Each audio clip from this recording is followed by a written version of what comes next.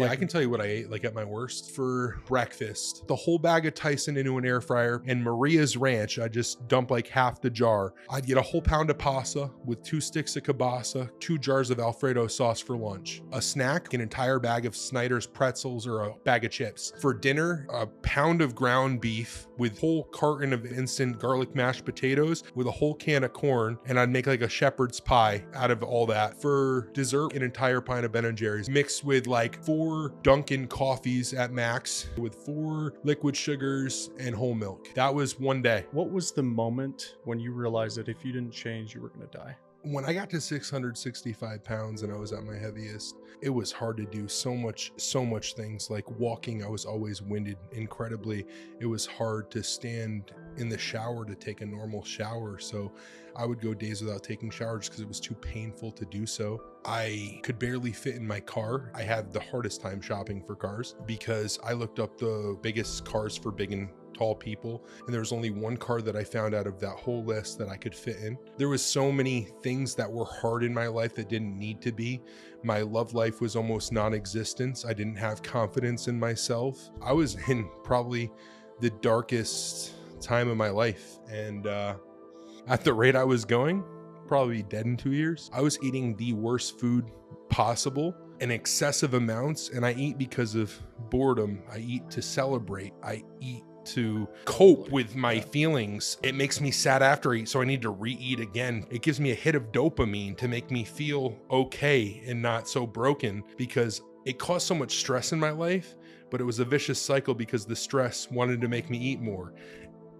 To heal just for that brief moment in time, it gave me comfort. So every reason you could think of, it all led back to that's why I want to eat. Nico DeGiacomo, massive man. Welcome to the Roller Coaster Podcast. Thank you. It's a pleasure to be here. Yeah, man, I appreciate it.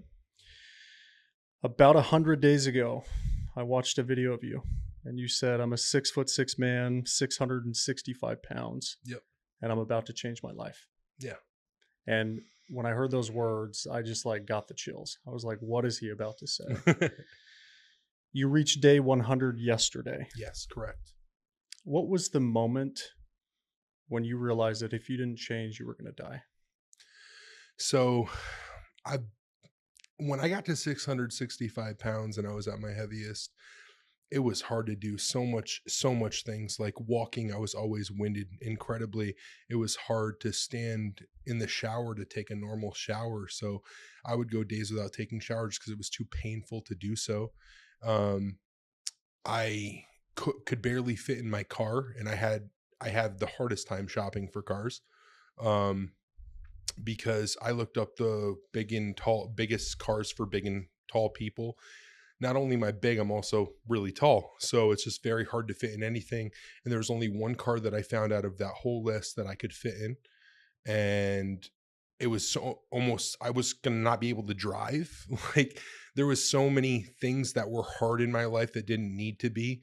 My love life was almost non-existent. I didn't have confidence in myself.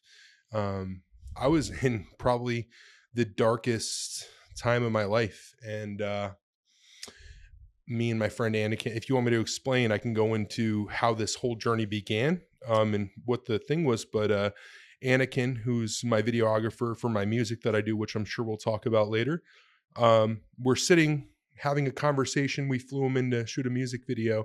And he's like, dude, I can see you're unhappy. All your music videos, you have to sit down. And we just had a really heart-to-heart conversation. And I'm like, dude, I want to change, but it's so hard, you know? And I said, I need someone to hold me accountable. Just to get through the first couple weeks. But I've done a shake diet in the past, and I was at 589 at that time and went all the way down to 400. I've done this before in my life. And it was because I was going to think about going for the bariatric surgery. And they put me on this diet before, but I did so well on it that felt like I didn't need to go through with the surgery. So I told them about that. And I'm like, I could do it again. I know I could if I just put my mind to it and I have somebody helping me and holding me accountable. It's just hard to start because the first 3 weeks, it's like you're an addict going through withdrawals when you try and go and change your diet that extreme. So we talked and we're like, we would love to create, because I told them last time I did it, I wanted to create a music video where I shed weight throughout the video and get to my goal weight by the end of the song. And he's like, do you know how viral we would go if we did something like that? And both our ideas sparked. I'm like, what would it take for you to stay down? We'll film daily content. We'll do a whole music video through this whole journey. And basically he would just hold me accountable. We're doing a documentary, a music video, and daily content. And my Instagram took off like a bat out of hell. And so did my Facebook. And I'm so happy we did this, but we just had this moment where we're like, we need to do this. And he dedicated 6 months of his life going away from his girlfriend, making so many sacrifices for me. And just to help me, he's been like a brother to me. He's like the best friend a guy could ask for. And we've developed this bond, and he's going to be my friend for life now because of this. He means the world to me. Thanks, Anakin. What would your life look like without him? At the rate I was going, probably be dead in 2 years. You know, I was eating the worst food possible in excessive amounts. And I eat because of boredom. I eat to celebrate. I eat to cope with my feelings. And it makes me sad after I eat. So I need to re-eat again to like, it gives me a hit of dopamine to make me feel okay and not so broken, because it caused so much stress in my life, but it was a vicious cycle because the stress wanted to make me eat more to heal just for that brief moment in time. It gave me comfort. So I ate for every reason to celebrate, because I was sad, because I want to socialize. Every reason you could think of, it all led back to that's why I want to eat. And it was so hard for the first, I would say 3 to 4 weeks. It was at the point where he had to like smack food out of my hand. And I'm like, dude, we had an argument one day on one of the videos about wanting to eat a steak so bad. And he's like, you're not eating the steak. And just went back and forth between it. But it was like, I would say if somebody was addicted to drugs and they had to get detoxed, is what it felt like for me with the food. It just to cleanse my body of the craving, the addiction. But after like week 3, almost week 4, it became easier. Yeah. So I've got 3 brothers, Yep. right? And so we grew up, there was a lot of tough love in the home and a lot of fighting and a lot of bickering. But at the end of the day, when I think about my 3 brothers, I would literally do anything for them to make sure that they're okay, that they're healthy, that they feel good, that they're not depressed. Like I would do anything for these guys. It sounds like Anakin has been that to you, right? Yes. But it takes a special kind of person that can jump on you and know when to jump on you, but also know when to pull back. It's crazy because he knows how to talk to me like nobody else knows how to talk to me. Even my own mother is learning how to talk to me through Anakin being for here. Sure. Yeah. He is a very kind soul, and he took his time out of his busy life and schedule, and I don't thank him enough. So thanks again, dude. For just, he gave me more faith in people. Like he's been the biggest help. Yeah. So I don't know how a stranger like that could just jump into my life and do that for me. And it blows my mind. It's a special guy. And, I think everybody needs an Anakin in their life. They do. There's so many people in the comments, like my parents and my aunts come like, we need an Anakin for ourselves. Like, that's beautiful, man. Yeah. And you can feel it. I mean, in your guys' content, like the first thing I said to you is, dude, I love your guys' dynamic. I mean, you could feel the brotherly love, but you can also feel when he's going to crack the whip on you. Yeah. And sometimes I'm like, damn, dude, he really dug in on that one. But I think he knows. But it's all we joke about it. We laugh. Yeah. We get through the day. We have hard days for sure, but we always laugh our way through it. Yeah. So yeah, it's nice. Beautiful. So 6 months, shakes only. Where did this idea come from? Because when I first heard it, I was like, that sounds crazy. Right. So like I said, there was a point in my life where I got kind of to my heaviest, which at the time, which was 589 pounds. And I was experiencing a lot of those issues that I talked about a little earlier. And I was thinking, I'm like, I need to get surgery maybe. So I went through the process of thinking about gastro bypass, or there's 3 different types of surgeries they offer at this place called Miriam Hospital. And I may do it this time, not 100% sure, to help me after I lose the weight and stuff. But I went to them and like, your insurance wants you to lose some weight before you do this surgery and you got to prep for it and stuff like that. So they bring me to this weight and wellness center, and you can only do this program through the hospitals. It's called the OptiFast diet, where it's like custom shakes that only the hospitals have or whatever. And because they, they monitor them more carefully than other shake brands or whatever, but the doctors approve. And they basically were giving me, when I was at 589 pounds, 8 of these OptiFasts by Nestle brand that you can only get through hospital programs. It's called OptiFast. And I was like, okay, so I looked at the back and I looked what was in them and things of that nature. And I was doing that, and I was losing like 10 pounds every week. For the first week was like 20 pounds, and it just kept like 10 pounds every week. And I was monitored by a doctor while I was doing it. And it was a whole like weight loss program. And I went from 589 to 400 and got to the lowest I had been in years. I have pictures of it in my phone somewhere, but I looked amazing. Like, I can't wait till I get back there, because I look great, because being 6'5" and 400 pounds, doctor weight for me is like 300, like you can wear that. Yeah. So, and people say like, I don't see how he's 660 pounds when I was standing there in the video, but I was, 665. But it all became, I learned of this diet through that program and how drastically I was losing weight. But, this time I'm like, I'm not going to do the OptiFast program. I looked at the shakes and I talked with some of my doctors, said, would this work and things like that. So I started doing a brand of shake, but then a sponsor reached out to me, which is Control. I always carry this cup with me wherever I go now. And I had him check that packaging out and stuff. So I do those shakes now, and it's working. The only thing was my iron was a little low, so I'm getting monitored by a doctor while I do this. And now I'm taking some iron supplement pills and stuff, making sure I get all the stuff I need in order to do it. But it works, and it's very easy for me at this point to just grab a shake and go.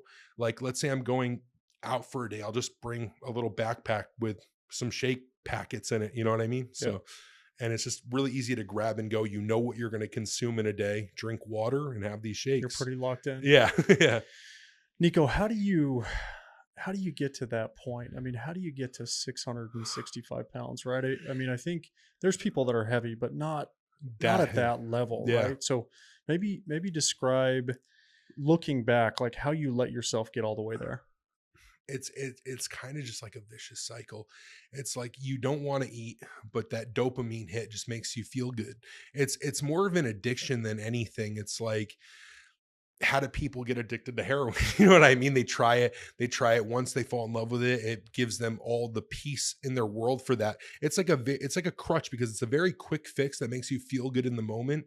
But after you did it, you're like, why did I do that? Yeah. Why did I do that? I was just addicted to it, and I couldn't stop or see a way out. It's like, just like it's very hard to quit heroin, you end up robbing, you end up stealing to get your fix. You do anything you can to get that fix.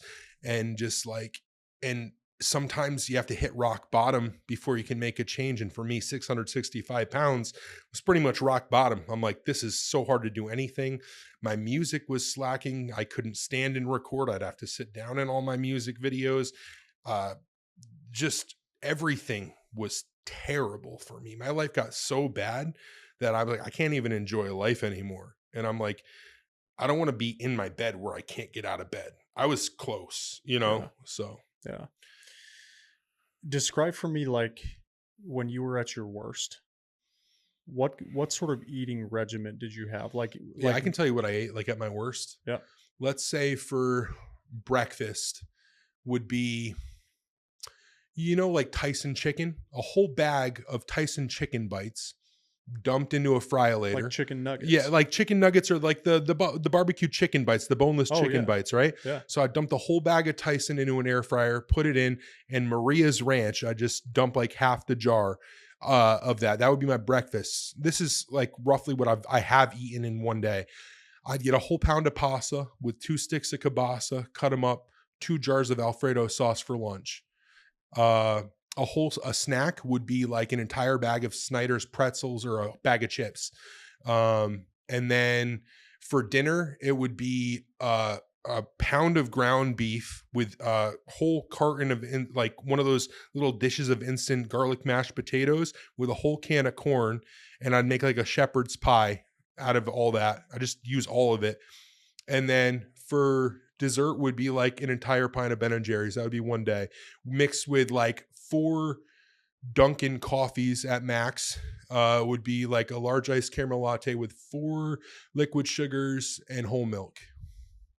That was one day. Oh, I have Anakin. I've told him this story. I used to have like when I was living at home with my parents before I even got crazy heavy. I love mayonnaise. So I would do like the random stoner concoctions at 4 a.m. while playing video games and my parents were sleeping. I'd have to creep down to the thing because I didn't want my dad to know I was eating because he would freak out on me. I would get like 3 packages of ramen noodles, right?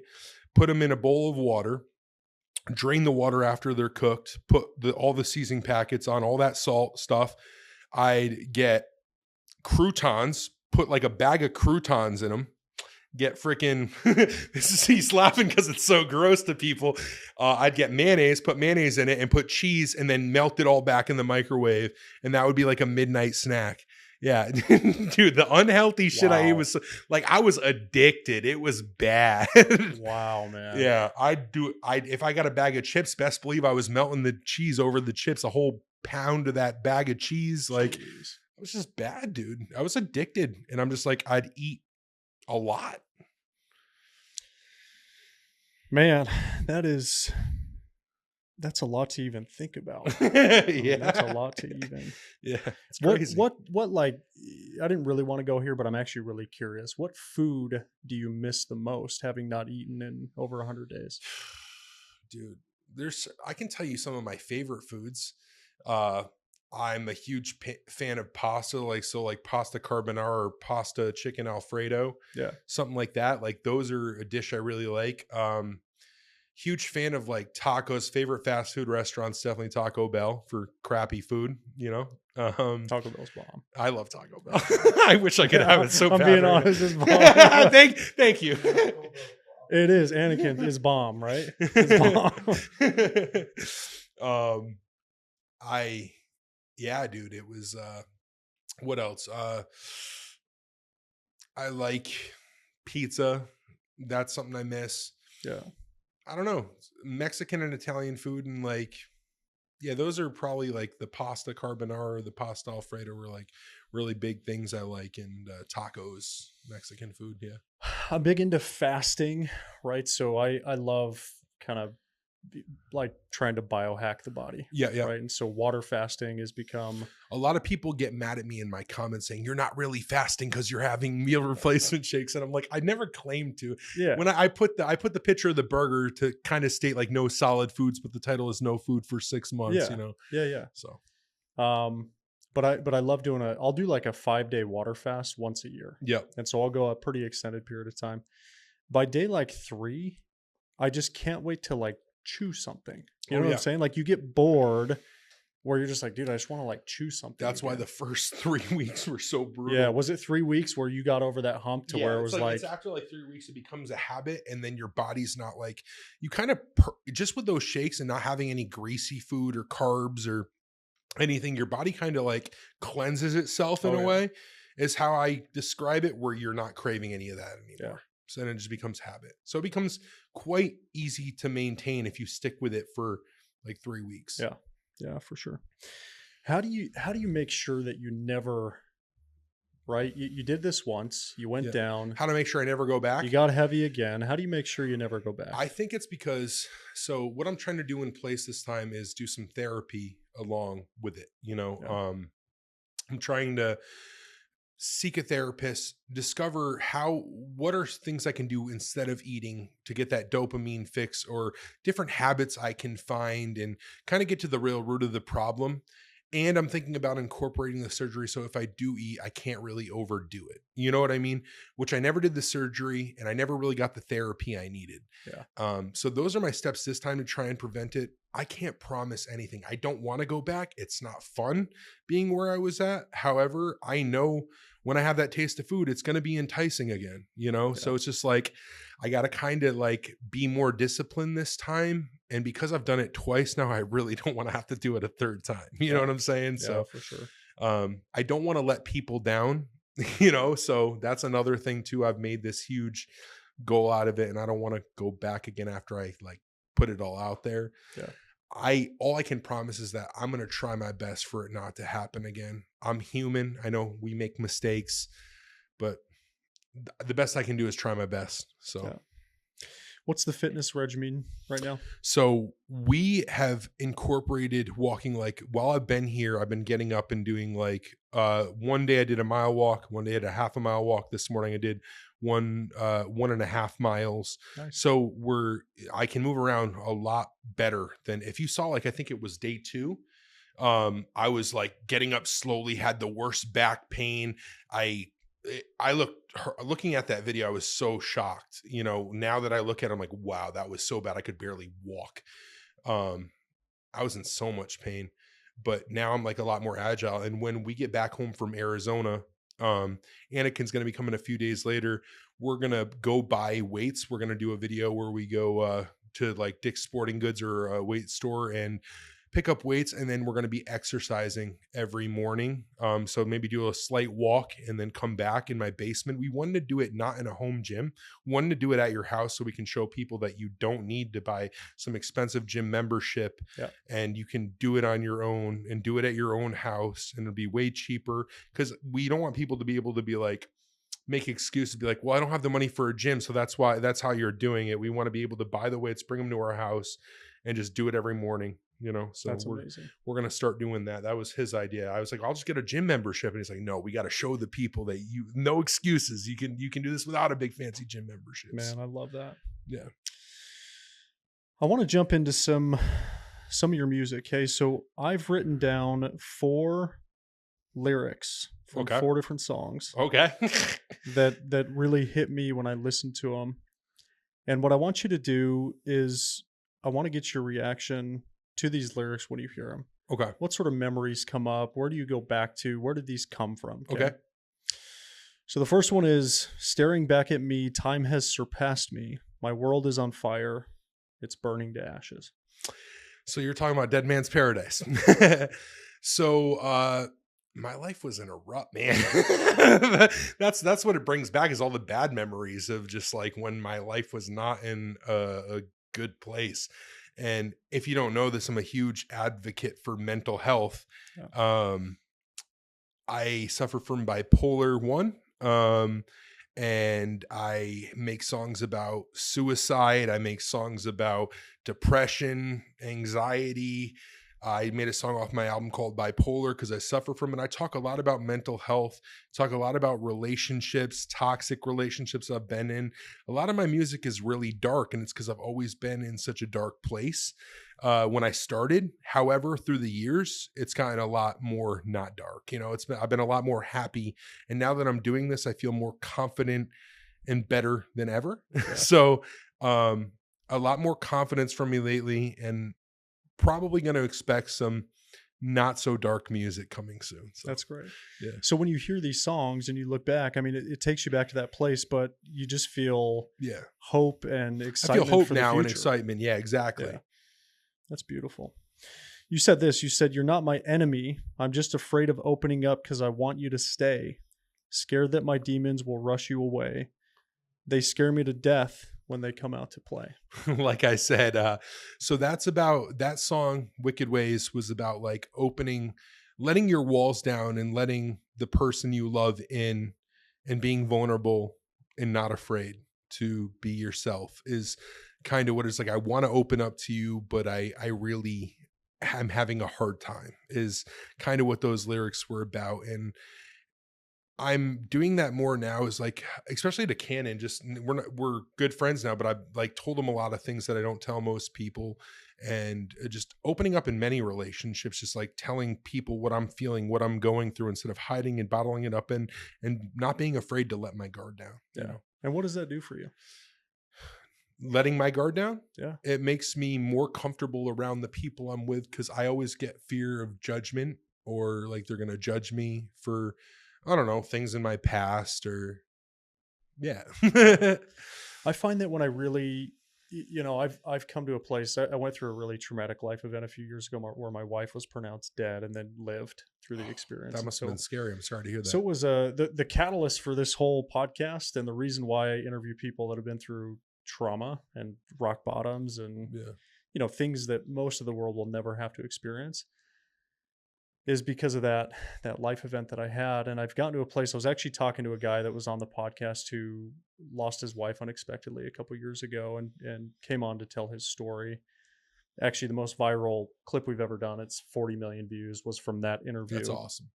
And Proud of your success, by the way. thanks, man. That means a lot. I mean, I don't really like social media, candidly. I don't do a lot of social media. I just really enjoy having these kind of conversations, and I've found that they help a lot of people, right? Yeah. And so that's fulfilling. It's, for the first time in my life, like fulfilling work, I feel. Yeah. And I remember just talking to James, and I just said, man, I have a really hard time having surface level conversations anymore. I said, I have like low tolerance for it. And if it's happening, like, I'll just leave. Like, I want people that are willing to go to a place, that are willing to let their guard down, willing to be vulnerable. And I think what I've found is, if you lead by example and you're willing to go there first, most times people are willing to reciprocate. But Exactly. It's really hard for people to just come out and say, let me tell you who I really am right out of the gate. Have you found that as well? I think, yes, I agree with that statement 100%. When you like let your guard down, somebody else will let their guard down with you, because they feel a sense of trust, you know? But what I've noticed is, filming this whole series with Anakin, I was all in my head about it. It's like, dude, you're going to show my stomach, or you're going to show my body and whatever. He's like, dude, trust me. I know what I'm doing. Yeah. And I said, dude, I'm going to give you my trust. Please don't make me look stupid on camera.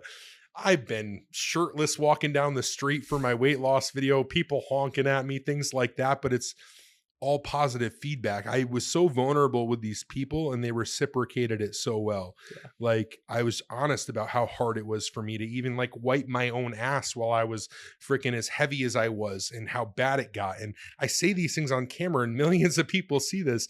And I was so nerve-wracked at first, but he's like, dude, you're just being human. And the internet is full of like people being perfect every day. Yeah. And he's like, when you show them the dark, the nitty-gritty, the truth, they reciprocate well to it. You know what I'm saying? Totally. So he told me to do that, and I trusted him, and it's done nothing but bring positive stuff into my life. So have you had people reach out that have said, dude, I've suffered from this same kind of addiction, I'm overweight, now I'm on a journey with you? Yes. Okay. I have a lot. How's that feel? It's really cool.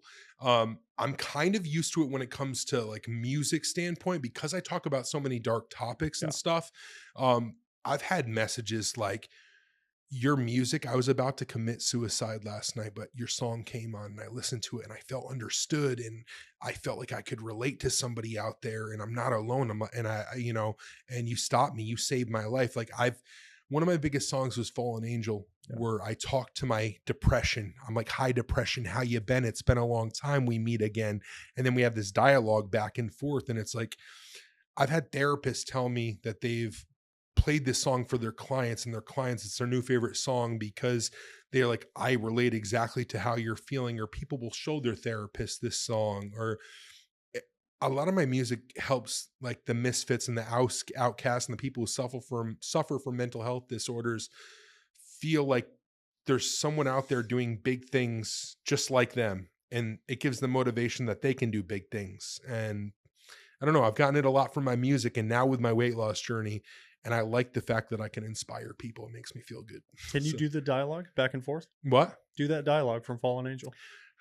It's 7 years, so I'm gonna see if I can remember. But okay. I was like, hi depression, how you been? It's been a long time, we meet again. Then the depression responds, I've been good. The fuck you been up to though? Lately you're like you're untouchable. You must just not have checked your messages.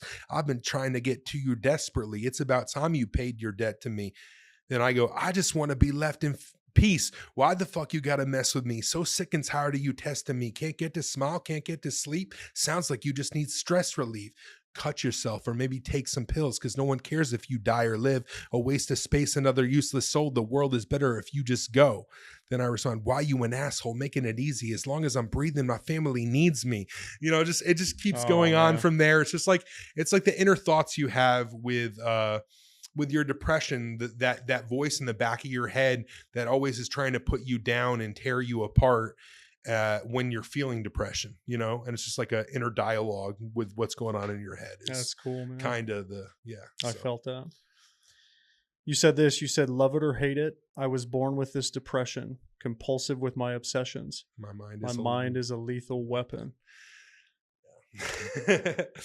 Man, it wasn't easy growing up. They didn't know what was wrong with me at a young age. They thought it was a mood disorder, stuff like that. When I got older, it was bipolar. But unfortunately, I was born with these mental health issues. They passed down from my family. And, you know, my mind is my worst enemy sometimes. I second guess. I overthink. I suffer from OCD really bad. And anxiety and bipolar 1. So it's just like my mind is sometimes the worst place for me and the best place for me. Depends the energy I feed. I've been in a better mental state recently because I've been feeding it nothing but positivity and stuff. So the mind's a scary thing and a powerful weapon, man. Yeah, for sure. How have you figured out how to channel just that positive energy as you've been on this 100-day journey? I think a lot of it has to do with having someone constantly around, which is Anakin. He's helped me stay in a positive mood.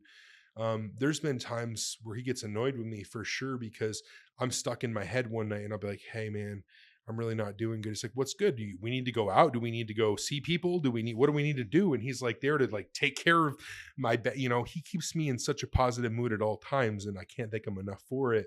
Yeah. But he'll see me down in the dumps some nights where I'm like, dude, I'm just craving food right now.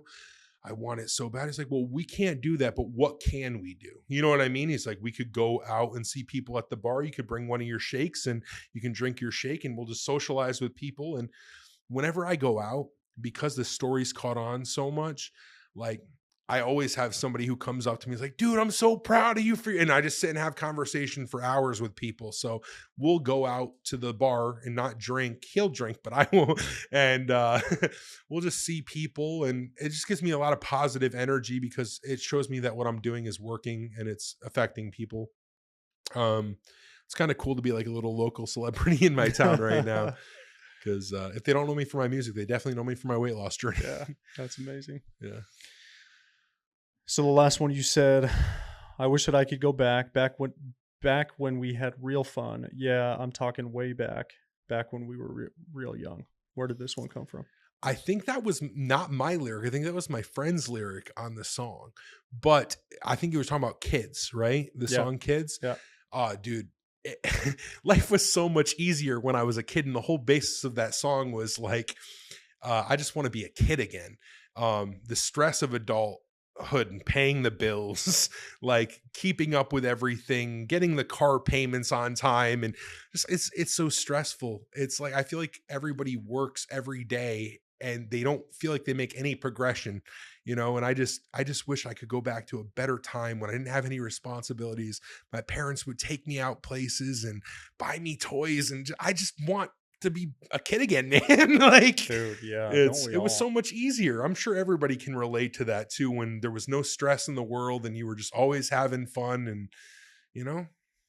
And we thought life was so hard at times. We did. We always thought life was hard as a kid. They were like, no, now it's really hard. I want to go back. Yeah, it's like when you're younger, all you want to do is be older. You like look up to your older siblings or your older friends or whatever. And you're like, man, I just can't wait to be older. My favorite line was, when you're an adult, you can choose what radio station the car's on. My parents would always say, I'm like, I can't wait till I'm 18 and have my own car so I can pick the song on the radio, you know? Oh man. So, you wrote a song called Brave. Yes. And this song is about your mother, I believe. No. Who's this song about? So sometimes I do storytelling songs. Yeah. However, I was in a really bad relationship where So yeah, let me break this down. I was in a really bad relationship. I was dating this girl. She had borderline personality disorder, and she would always pick me up to a put me on a pedestal, then knock me down every time. So I felt like things were going good, and right as I did, it'd be going really bad again. It was the most toxic relationship I've ever been in. She was very insecure, and I don't know, there was one time I was watching The Big Bang Theory on TV, and I was cuddled up with her on the couch, and I was still living with my parents, so my parents were sitting over there, we're all watching TV, and the girl Penny, one of the characters, gets into her bra and panties on a TV show, right? And I'm watching TV, that's all I'm doing, and I got whacked across the face one day, and I was like, why? It's like, you're looking at that girl, super insecure person. And there was times where I'd spend all this money and take her out on this really expensive date for like a date for her birthday or something like that. And I was walking, and I picked a specific booth in the corner of the restaurant just so she wouldn't freak out if a girl walked past my vision.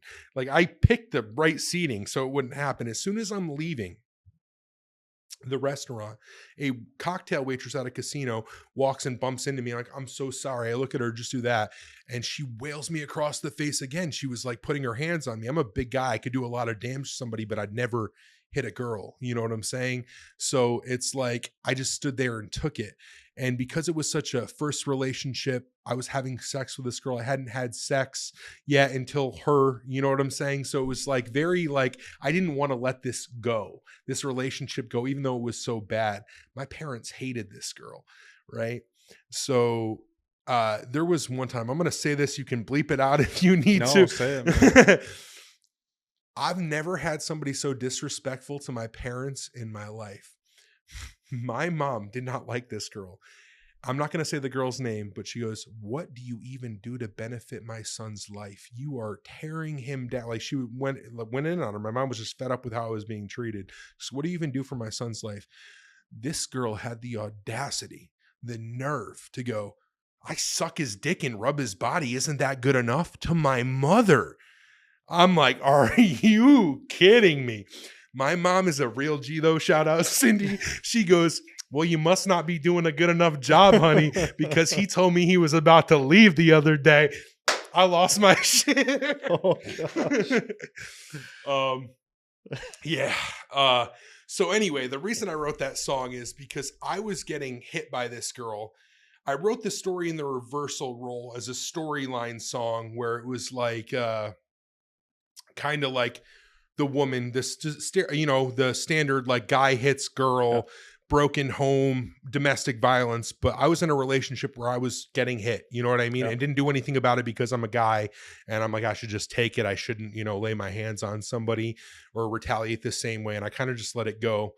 But I would, like, in situations like that, I would get up and leave. But because that was happening to me, it inspired me to write a song about domestic violence. I've done 2 so far, drawing back to that past moment in my life where I was doing that. And she's not the only girl. There was another girl who did it once, and I said, "Don't ever do that again. My ex used to do that to me. I will leave you right now if you ever do it again." So so it's happened twice. So I drew inspiration from those moments and turned them into a domestic violence song, is what it was about. My mom and family life, very good. My parents supported me. My parents loved me. So there's no issues. I just wanted to make that clear. So my parents were saints. My dad's my hero. Amazing. Yeah. So I have a really good family life. That's So, a great song. That one yeah. fooled me. I was like, man, he had a tough upbringing. No. So people have asked me and I've told them the truth. I'm like, that was from an experience that I pulled inspiration from and wrote a storyline from. Yeah. So yeah. Yeah. What song would you say you're the most proud of writing if you had to choose one? I think one of my long-term favorites, and it's been the longest running favorite for a long time, was Toxic Lovers. I wrote it about that same girl. My verse, there was 2 verses. It was one from me and one from my artist friend Massetti. But the reason it resonates with me is because, 1, I think the song's a great song. 2, I get to express my past and how I was treated and how I was entangled in this toxic relationship. But that's when I met one of my best friends. His name's Anthony, but his artist name is Massetti. And we, first time meeting, we had a mutual person that we worked with that we both had a bad falling out with. So he was hesitant to even meet me in the first place because he thought I was still friends with that person and I wasn't. And we kind of like met in person for the first time at this studio he gave, and he's like, I'll give this Nico guy a try. So I said, hey, I got this song. Would you like to hop on it? He hopped on it, showed me his verse. We're like, great, let's go meet up at the studio and record it. And I'm like, I'll buy you food or something like that at the time. He's like, okay. So he came down and we just clicked. We became like instant friends that day. And the process of recording this song was amazing. It felt so good to record this song with him. It was such a good experience meeting him. My engineer, Zach, him and me are all friends to this day. And we just had the best experience writing this song and built the beautiful friendship off of it. So it's always going to hold a place in my heart for the first time working with him. And it did really well numbers for where I was at in my career. And I think it's one of my stronger songs. Kind of a breakthrough for you. Yeah. I know all artists have kind of different ways of coming up with their material and their lyrics and music. What does your process look like? Does it just come to you, or is there a lot of thought that goes into kind of sitting down and writing it out? Very rarely that I will get a song and just be like, I'm going to write a song about this today. This is the topic. This is what I'm going to do. I usually, when I was, I would get like a black coffee, put my shake into it, go head to this place called the Overlook. It's by the water. I live by the ocean in Rhode Island. So it's a place where you can park your car and look at the ocean, the waves crashing in and stuff like that.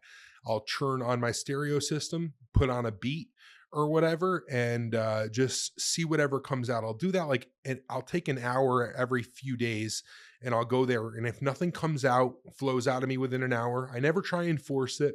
I'll just come back the next day and I'll be like, I'll try again another day. Nothing really came out that I liked today. And it's kind of like a freestyle. So you'll hear a beat, you'll get inspiration, you'll feel a vibe to it, and you kind of just find a starting line. You say a phrase or something over it, almost like you're freestyling over a beat. And when it sticks, it sticks. It just feels right to you. And I'm like, okay, let me build off of that one line. And I build off of that one line until it becomes this whole piece of music. It's kind of how I do it. I have friends who do it other ways. One will have his microphone and he'll just do like 100 different freestyles and just pick and choose what he likes. And then because it's in his mic already and he can go back and listen, he'll find all the lines he likes that he does. And then he'll tighten them up, add harmonies, add melodies. Then there's this thing called a mumble flow.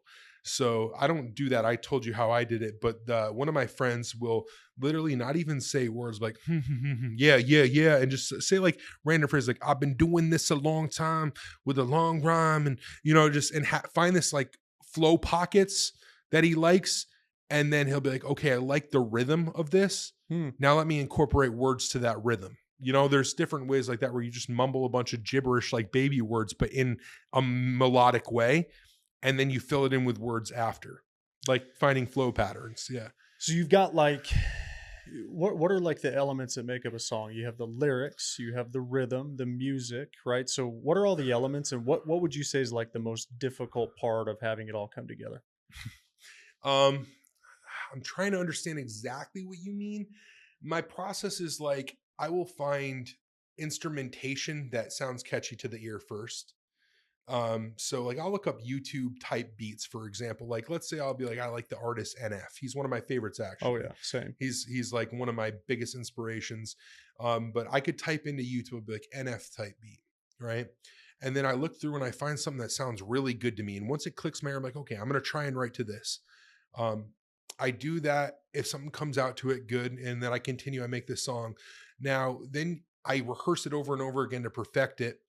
The flow patterns and everything. And then when I go to a studio, I'll make a beat. I'll be like, well, I like something that's this beats per minute and this tempo or whatever, but I want to create something more to my verse, but I'll write it to something else. And then I'll write it to the verse, to a made instrumental for me with the same key and beats per minute, but a completely different instrumental that is made to cater to my flow.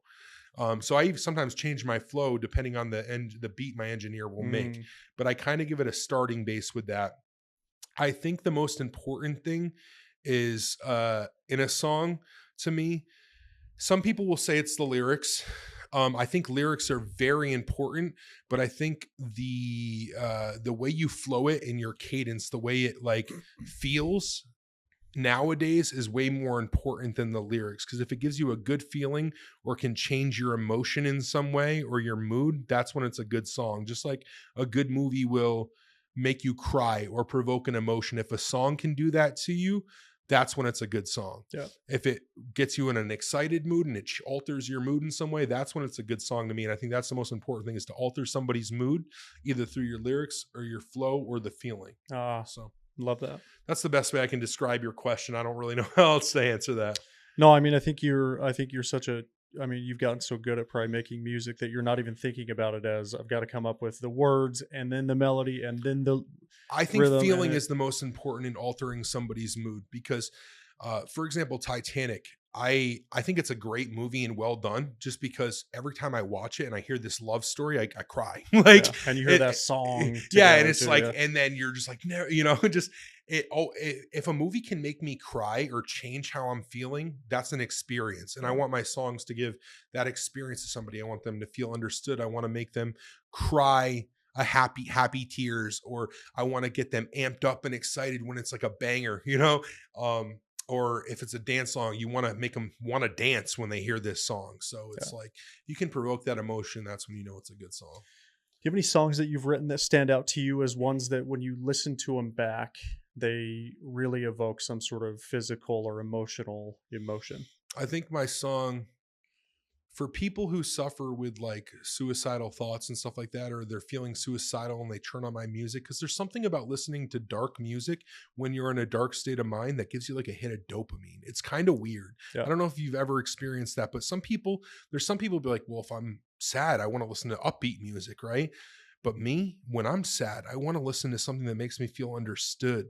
And it makes me feel good that I feel understood. Yeah. Like, so there's people like that. And I know a lot of people like that who will listen to my music, which is sad and depressing, when they're sad and depressed. I don't think it's the healthiest thing to do, but sometimes it's just what you need, is to listen to somebody else going through the same thing as you. Yeah. But I would say Better Off Dead is that song that really, like, it's intense. I don't know if you've ever heard it, but it's me talking about like how I don't want to live anymore. And it is intense, but I can understand that, people who have felt those exact same feelings, how that would really make them feel safe. It makes you feel safe and comforted that you're not the only one going through that. Someone else understands me, right? Yeah. There's a lot of aspiring artists out there. There's a lot of people who want to make music and they want to do it as a career. Yeah.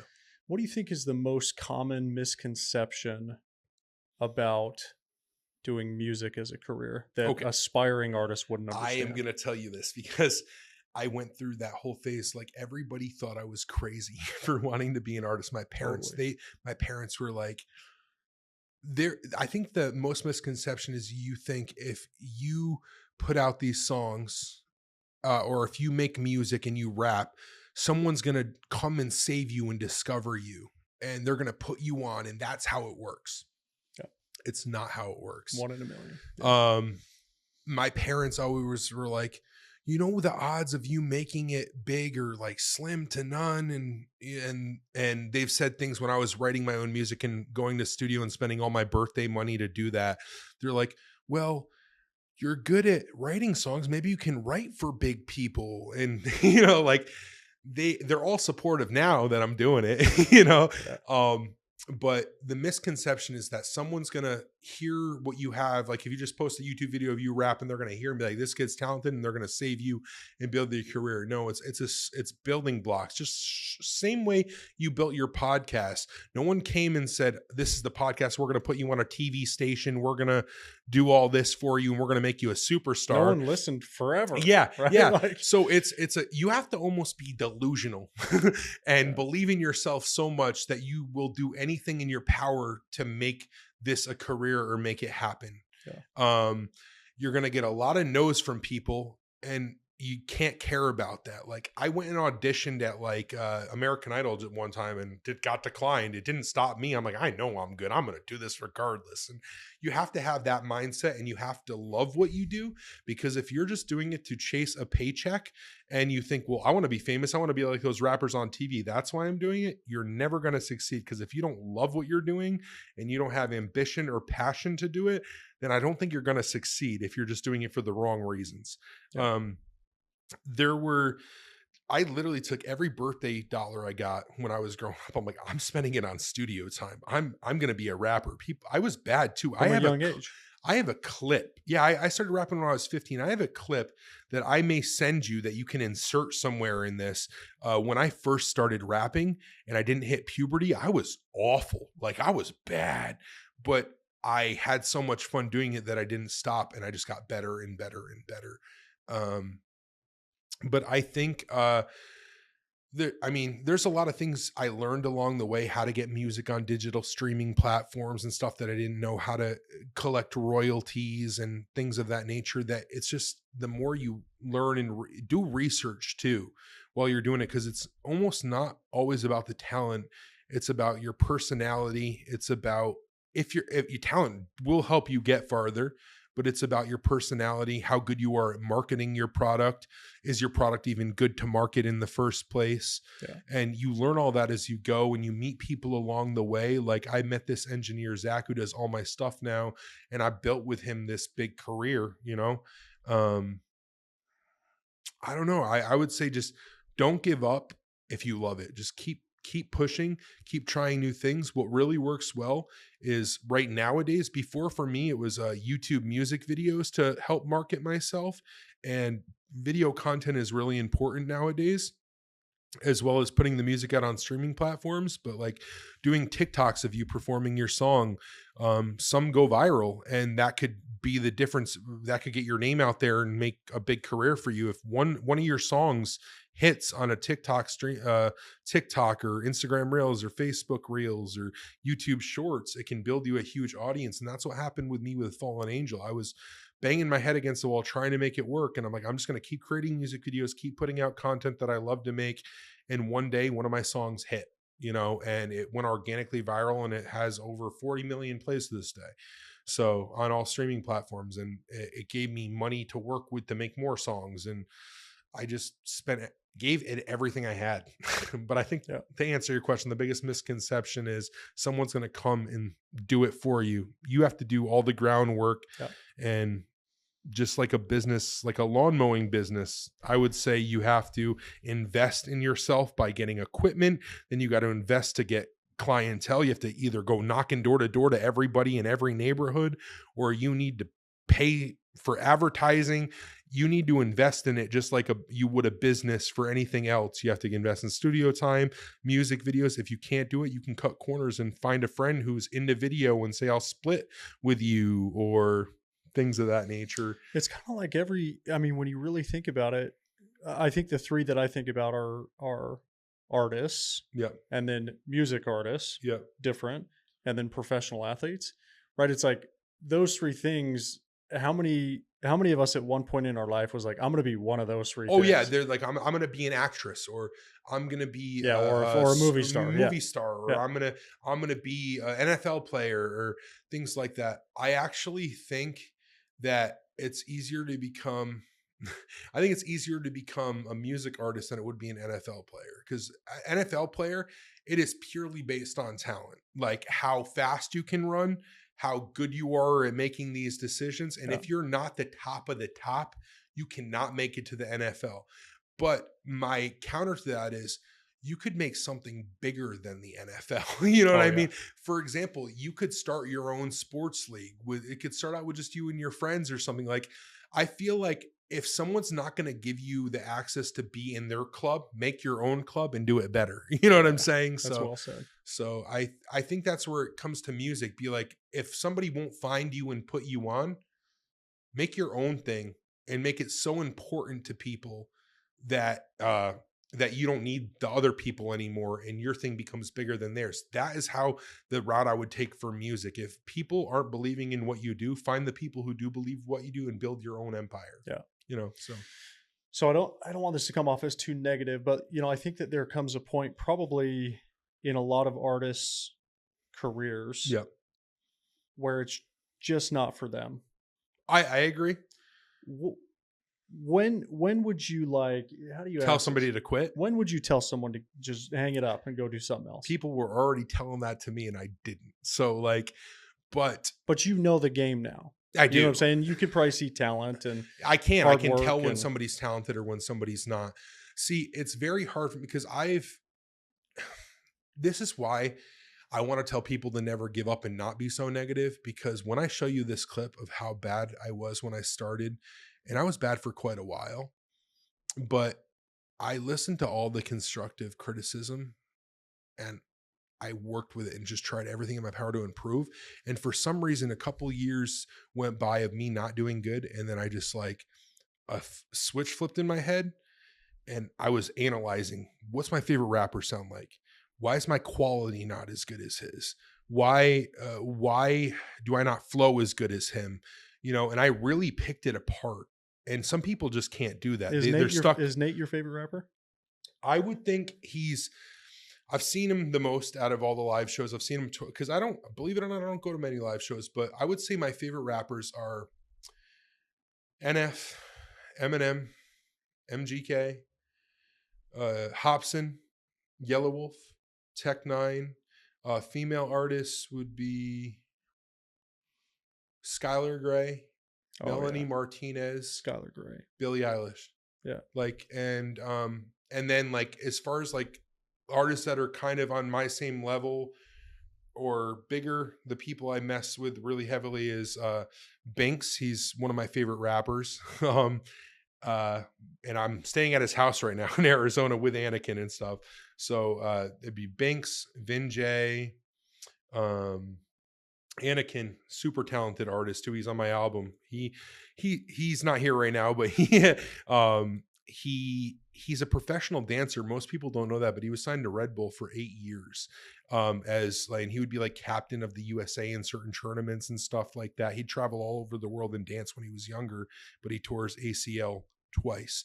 So he had to stop and he moved to videography and artist. Yeah. So, Anakin, Vinjay, Banks, there's Cryptic Wisdom, there's Analyst, NK47. Those are the guys I work with a lot. Massetti, Charlie Blaze, Casey Makes Music. All those guys are super talented that I work with, and I keep them in a lot of my songs. They're talent that I've discovered over the years.